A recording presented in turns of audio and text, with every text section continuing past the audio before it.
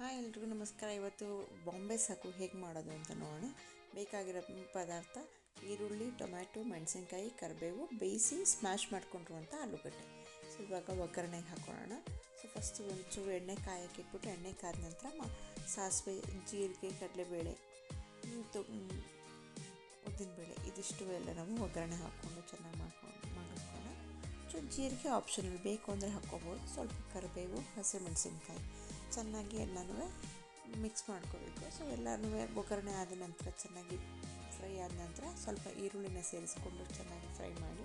So ಈರುಳ್ಳಿ golden brown ಆದಮೇಲೆ ಟೊಮ್ಯಾಟೊನ ಸೇರಿಸ್ಕೊಳ್ಳಿ. ಸ್ವಲ್ಪ ಅರಿಶಿನ, ಒಂದು ಚಿಟಿಕೆ ಅರಿಶಿನ ಹಾಕ್ಕೊಂಡು ನೀವು ಚೆನ್ನಾಗಿ ಫ್ರೈ ಮಾಡ್ಕೋಬೇಕು. ರುಚಿಗೆ ತಕ್ಕಷ್ಟು ಉಪ್ಪು. ಸೊ ಇದಿಷ್ಟು ಚೆನ್ನಾಗಿ ಟೊಮ್ಯಾಟೊ ಮೆತ್ತಿಗಾಗುವಷ್ಟು ಚೆನ್ನಾಗಿ ಫ್ರೈ ಮಾಡ್ಕೋಬೇಕಾಗುತ್ತೆ. ಸೊ ಚೆನ್ನಾಗಿ ಫ್ರೈ ಮಾಡ್ಕೊಂಡ ನಂತರ ನೀವು ಬೇಯಿಸಿರೋ ಮಸಾಲೆ ಪುಡಿಗಳನ್ನ ನಾವು ಹಾಕ್ಕೋಬೇಕಾಗುತ್ತೆ. ಸೊ ನೋಡಿ, ಈ ಥರ ಚೆನ್ನಾಗಿ ಹಾಕ್ಕೊಂಡ್ರೆ ಎಲ್ಲ ಮಸಾಲೆ ಪುಡಿ, ಧನಿಯಾ ಪುಡಿ, ಜೀರಿಗೆ ಪುಡಿ, ಗರಂ ಮಸಾಲ, ಕಿಚನ್ ಕಿಂಗ್ ಬೇಕು ಅಂದರೆ kitchen king masala optional. But ಧನಿಯಾ ಪುಡಿ, ಜೀರಿಗೆ ಪುಡಿ, ಗರಂ ಮಸಾಲ ಇಷ್ಟೇ ಸಾಕಾಗುತ್ತೆ. ಖಾರದ ಪುಡಿ ನಾನಿಲ್ಲಿ ತುಂಬ ಸ್ವಲ್ಪ ಹಾಕ್ತೀನಿ, ಯಾಕೆಂದರೆ ಖಾರದ ಪುಡಿ ಹಾಕಿದಷ್ಟು ಕೆಂಪು ಬಣ್ಣ ಬಂದುಬಿಡುತ್ತೆ, ಯೆಲ್ಲೋ ಕಲರ್ ಇಲ್ಲ. ಬಾಂಬೆ ಸಾಗು ಸಾಮಾನ್ಯ ಹಳದಿಯಾಗಿ ಇರೋದ್ರಿಂದ ಖಾರದ ಪುಡಿ ಆಪ್ಷನಲ್ಲು. ಇಲ್ಲ ಹಸಿರು ಮೆಣಸಿನ್ಕಾಯಿ ನೀವು ಜಾಸ್ತಿ ಹಾಕ್ಕೋಬೋದು. ಸೊ ಬೇಯಿಸಿರೋಂಥ ಆಲೂಗಡ್ಡೆನ ನಾನು ಹಾಕ್ಕೊಂಡು ಮಿಕ್ಸ್ ಮಾಡ್ಕೊಂಡಿದ್ದೀನಿ.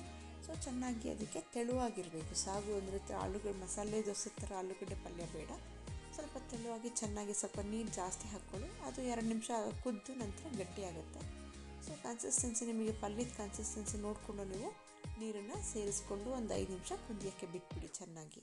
ಸೊ ಆ ಮಸಾಲೆ ಎಲ್ಲ ಇಟ್ಕೊಳ್ಳುತ್ತೆ. ಸೊ ಏನೇ ಆಲೂಗಡ್ಡೆ ಗಟ್ಟಿ ಆಗಿದ್ದರೆ ಅಲ್ಲೇ ಸ್ಮ್ಯಾಶ್ ಮಾಡ್ಕೊಬೋದು, ತೊಂದರೆ ಇಲ್ಲ. ಸೊ ಒಂದು 5 ನಿಮಿಷ ಕುದ್ದ ನಂತರ ಕೊನೆಗೆ ಕೊತ್ತಂಬರಿ ಸೊಪ್ಪು ಹಾಕಿ ಒಂದು 5 ನಿಮಿಷ ಮುಚ್ಚಿ ಇಟ್ಬಿಡಿ. ಅದೇ ಬಿಸಿಗೆ ಅದು ಗಟ್ಟಿ ಆಗುತ್ತೆ ಅಂತ ಹೋಗುತ್ತೆ. ಸೊ ಬಿಸಿ ಇದು ಪೂರಿಗೂ ಒಳ್ಳೆ ಕಾಂಬಿನೇಷನು, ರವೆ ಇಡ್ಲಿಗೆ ಒಳ್ಳೆ ಕಾಂಬಿನೇಷನು. ಸೊ ಬಿಸಿಯಾದ ಬಾಂಬೆ ಸಾಗು ರೆಡಿ. ನೀವು ಟ್ರೈ ಮಾಡಿ ಹೇಗಿದೆ ಅಂತ ನನಗೆ ಕಮೆಂಟ್ಸಲ್ಲಿ ತಿಳಿಸಿ. Thank you.